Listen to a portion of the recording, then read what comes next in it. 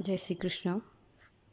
श्रीमद् भगवद गीता यथारूप अध्याय 11 विराट रूप। अर्जुन ने कहा, आपने जिन अत्यंत गुह्य आध्यात्मिक विषयों का मुझे उपदेश दिया है उसे सुनकर अब मेरा मोह दूर हो गया है। हे कमल नयन, मैंने आपसे प्रत्येक जीव की उत्पत्ति तथा लय के विषय में विस्तार से सुना है और आपकी अक्षय महिमा का अनुभव किया है। हे पुरुषोत्तम, हे परमेश्वर, यद्यपि आपको मैं अपने समक्ष आपके द्वारा वर्णित आपके वास्तविक रूप में देख रहा हूँ, किंतु मैं यह देखने का इच्छुक हूँ कि आप इस दृश्य जगत में किस प्रकार प्रविष्ट हुए हैं। मैं आपसे उसी रूप का दर्शन करना चाहता हूँ। हे प्रभु, हे योगेश्वर, यदि आप सोचते हैं कि मैं आपके विश्व रूप को देखने में समर्थ हो सकता हूँ, तो कृपा करके मुझे अपना असीम विश्व रूप दिखलाइए। भगवान ने कहा, हे अर्जुन, हे पार्थ, अब तुम मेरे ऐश्वर्य को सैकड़ों हजारों प्रकार के देवी तथा विविध रंगों वाले रूपों को देखो।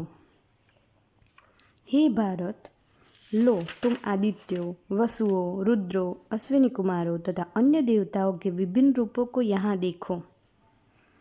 तुम ऐसे अनेक आश्चर्यमय रूपों को देखो जिन्हें पहले किसी ने न तो कभी देखा है न तो सुना है। हे अर्जुन, तुम जो भी देखना चाहो उसे तत्क्षण मेरे इस शरीर में देखो। तुम इस समय तथा भविष्य में भी जो भी देखना चाहते हो उसको यह विश्वरूप दिखाने वाला है। यहाँ एक ही स्थान पर चर अचर सब कुछ है, किंतु तुम मुझे अपनी इन आँखों से नहीं देख सकते। अतः मैं तुम्हें दिव्य आँखें दे रहा हूँ। अब मेरे योग ऐश्वर्य को देखो। संजय ने कहा, हे राजा, इस प्रकार कहकर महायोगेश्वर भगवान ने अर्जुन को अपना विश्वरूप दिखलाया।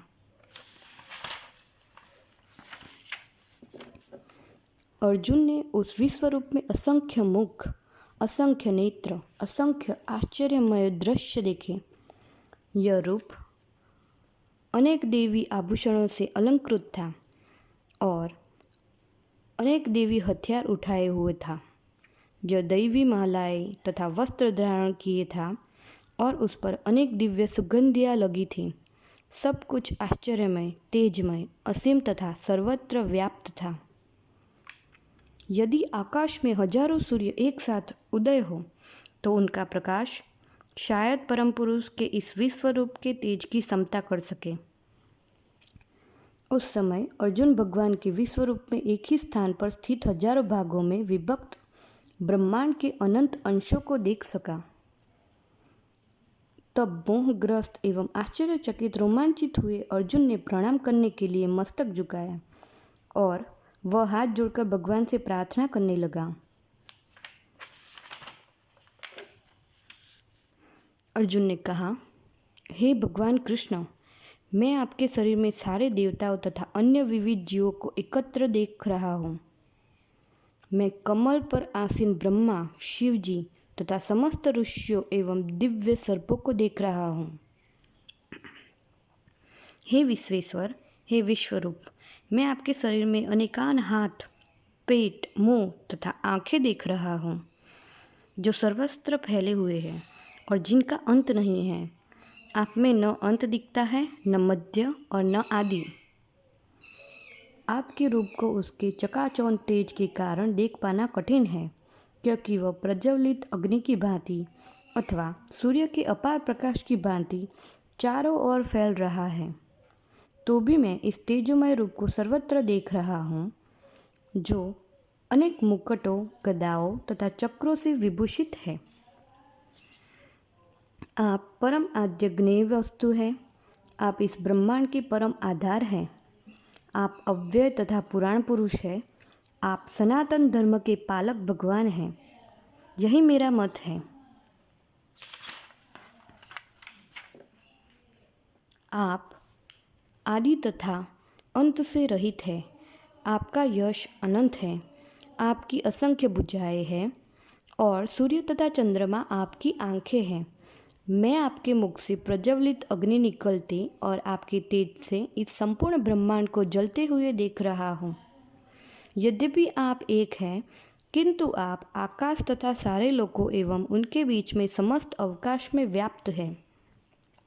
हे महाबाहो, आपके इस अद्भुत तथा भयानक रूप को देखकर सारे लोग भयभीत हैं। देवों द्वारा सारा समूह आपकी शरण ले रहा है और आप में प्रवेश कर रहा है। उनमें से कुछ अत्यंत भयभीत होकर हाथ जोड़े आपकी प्रार्थना कर रहे हैं। महर्षियों तथा सिद्धों में समूह कल्याण हो कहकर वैदिक स्त्रोतों का पाठ करते हुए आपकी स्तुति कर रहे हैं। शिव के विविध रूप आदित्यगण, वसु, साध्य, विश्वदेव, दोनों अश्विनी कुमार, मरुदगण, पितृगण, गंधर्व, यक्ष, असुर तथा सिद्धदेव सभी आपको आश्चर्यपूर्वक देख रहे हैं। हे महाबाहो, आपके इस अनेक मुख, नेत्र, बाहु, जंघा, पांव, पेट तथा भयानक दांतों वाले विराट रूप को देखकर देवतागण सहित सभी लोग अत्यंत विचलित हैं और उन्हीं की तरह मैं भी हूँ।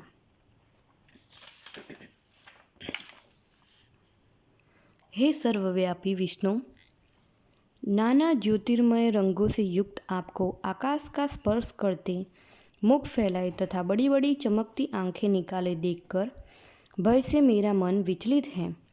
मैं न तो धैर्य धारण कर पा रहा हूँ, न मानसिक संतुलन कर पा रहा हूँ। हे देवेश, हे जगन्निवास, आप मुझ पर प्रसन्न हो। मैं इस प्रकार से आपकी प्रलय अग्नि स्वरूप मुखों को तथा विकराल दांतों को देखकर अपना संतुलन नहीं रख पा रहा। मैं सब ओर से मोहग्रस्त हो रहा हूँ। धृतराष्ट्र के सारे पुत्र अपने समस्त सहायक राजाओं सहित तथा भीष्म, द्रोण, कर्ण एवं हमारे प्रमुख योद्धा भी आपके विकराल मुख में प्रवेश कर रहे हैं। उनमें से कुछ के सिरों को तो मैं आपके दांतों के बीच पूर्णित हुआ देख रहा हूँ। जिस प्रकार नदियों की अनेक तरंगें समुद्र में प्रवेश करती है, उसी प्रकार ये समस्त महान योद्धा भी आपके प्रज्वलित मुखों में प्रवेश कर रहे हैं।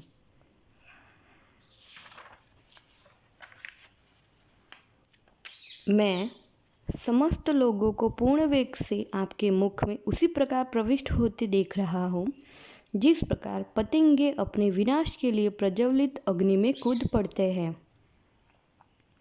हे विष्णु, मैं देखता हूँ कि आप अपने प्रज्वलित मुखों से सभी दिशाओं के लोगों को निगल रहे हैं।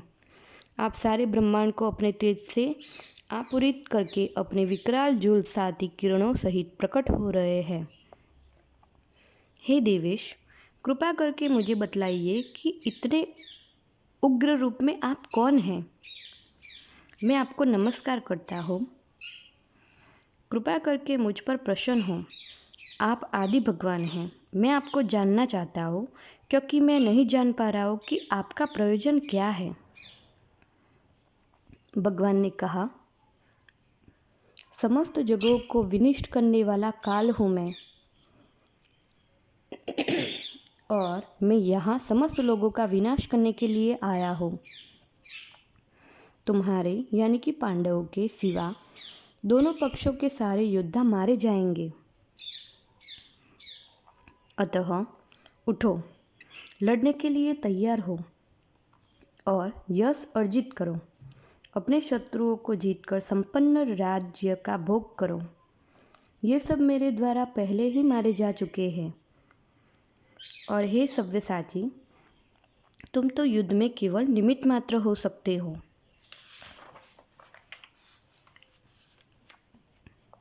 द्रोण, भीष्म, जयद्रथ, कर्ण तथा अन्य महान योद्धा पहले ही मेरे द्वारा मारे जा चुके हैं। अतः तुम उनका वध करो और तनिक भी विचलित न हो। तुम केवल युद्ध करो। युद्ध में तुम अपने शत्रुओं को परास्त करोगे। संजय ने धृतराष्ट्र से कहा, हे राजा, भगवान के मुख से इन वचनों को सुनकर कांपते हुए अर्जुन ने हाथ जोड़कर उन्हें बारंबार नमस्कार किया। फिर उसने भयभीत होकर अवरुद्ध स्वर में कृष्ण से इस प्रकार कहा। अर्जुन ने कहा, हे ऋषिकेश, आपके नाम के श्रवण से संसार हर्षित होता है और सभी लोग आपके प्रति अनुरक्त होते हैं। यद्यपि सिद्ध पुरुष आपको नमस्कार करते हैं, किंतु असुरगण भयभीत हैं और इधर उधर भाग रहे हैं। यह ठीक ही हुआ है। हे महात्मा, आप ब्रह्मा से भी बढ़कर हैं। आप आदि सृष्टा हैं। तो फिर वे आपको सादर नमस्कार क्यों न करें? हे अनंत, हे देवेश, हे जगन्निवास, आप परम स्रोत अक्षर, कारणों के कारण तथा इस भौतिक जगत से परे हैं। आप आदिदेव, सनातन पुरुष तथा इस दृश्य जगत की परम आश्चर्य हैं। आप सब कुछ जानने वाले हैं और आप ही सब कुछ हैं जो जानने योग्य हैं। आप भौतिक गुणों से परे परम आश्चर्य है। हे अनंत रूप, यह संपूर्ण दृश्य जगत आपसे व्याप्त है। आप वायु हैं तथा परम नियंता भी है। आप अग्नि हैं, जल है तथा चंद्रमा है। आप आदि जीव ब्रह्मा है और आप परम पितामह है। अतः आपको 1000 बार नमस्कार है और पुनः पुनः नमस्कार है। आपको आगे पीछे तथा चारों ओर से नमस्कार है। हे असीम शक्ति, आप अनंत पराक्रम के स्वामी हैं। आप सर्वव्यापी हैं, अतः आप सब कुछ हैं।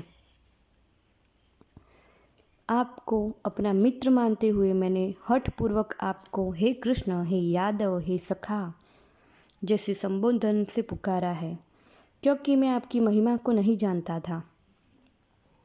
मैंने मूर्खतावश या प्रेमवश जो कुछ भी किया, कृपया उसके लिए मुझे क्षमा कर दें। यही नहीं, मैंने कई बार आराम करते समय, एक साथ लेटे हुए या साथ साथ खाते या बैठे हुए, कभी अकेले तो कभी अनेक मित्रों के समक्ष आपका अनादर किया है। हे अच्युत, मेरे इन समस्त अपराधों को क्षमा करें। आप इस चर तथा अचर संपूर्ण दृश्य जगत के जनक हैं। आप परम पूज्य महान आध्यात्मिक गुरु हैं। न तो कोई आपके तुल्य है, न ही कोई आपके समान हो सकता है। हे अतुल शक्ति वाले प्रभु, भला तीनों लोकों में आपसे बढ़कर कोई कैसे हो सकता है?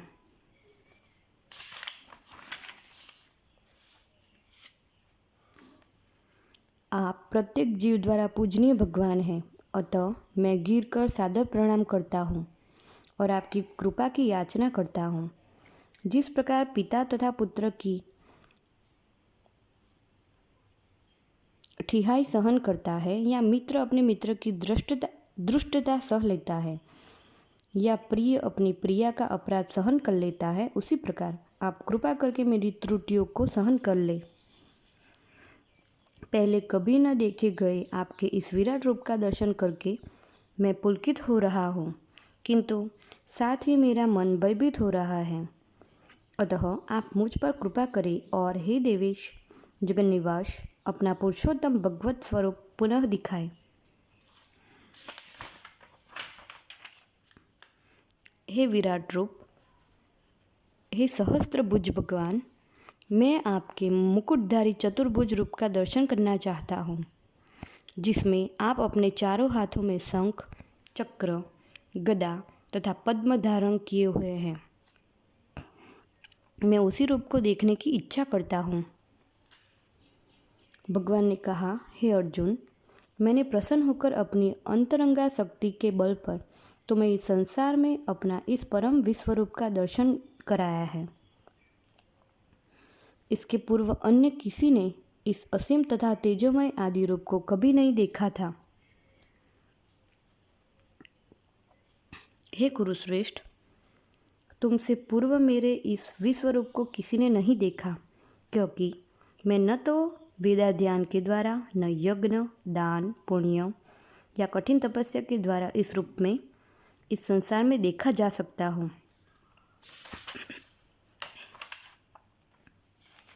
तुम मेरे इस भयानक रूप को देखकर अत्यंत विचलित एवं मोहित हो गए हो।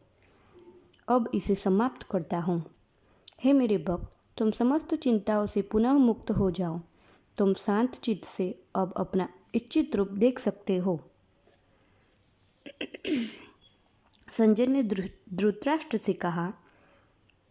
अर्जुन से इस प्रकार कहने के बाद भगवान कृष्ण ने अपना असली चतुर्भुज रूप प्रकट किया और अंत में 2 भुजाओं वाला अपना रूप प्रदर्शित करते भयभीत अर्जुन को धैर्य बंधाया। जब अर्जुन कृष्ण को उनके आदि रूप दिखाते थे तो कहा, हे जनार्दन, आपके इस अति सुंदर मानवीय रूप को देखकर मैं अब स्थिर चित हूँ और मैंने अपनी प्राकृत अवस्था प्राप्त कर ली है। श्री भगवान ने कहा, हे अर्जुन, तुम मेरे जिस रूप को इस समय देख रहे हो उसे देख पाना अत्यंत दुष्कर है। यहाँ तक कि देवता भी इस अत्यंत प्रिय रूप को देखने की ताक में रहते हैं।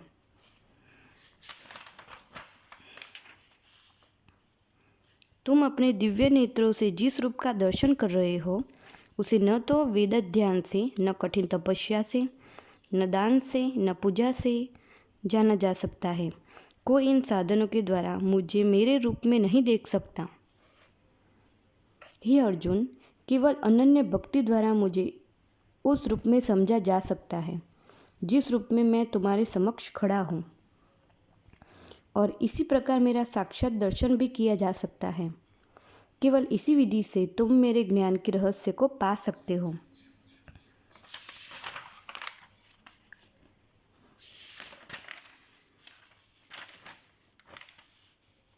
हे अर्जुन, जो व्यक्ति सकाम कर्म तथा मनोधर्म से कल्मश से मुक्त होकर मेरी शुद्ध भक्ति में तत्पर रहता है, जो मेरे लिए ही कर्म करता है, जो मुझे ही जीवन लक्ष्य समझता है और जो प्रत्येक जीव से मैत्री भाव रखता है, वह निश्चय ही मुझे प्राप्त करता है।